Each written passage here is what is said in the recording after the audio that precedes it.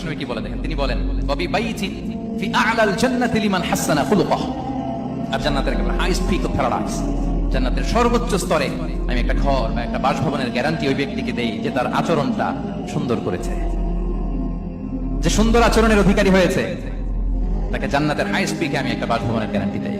তাহলে বলেন তো আমাদের আচরণটা সুন্দর করার দরকার আছে না নাই? এটা খুব ছোটখাটো একটা আমল, তাই না?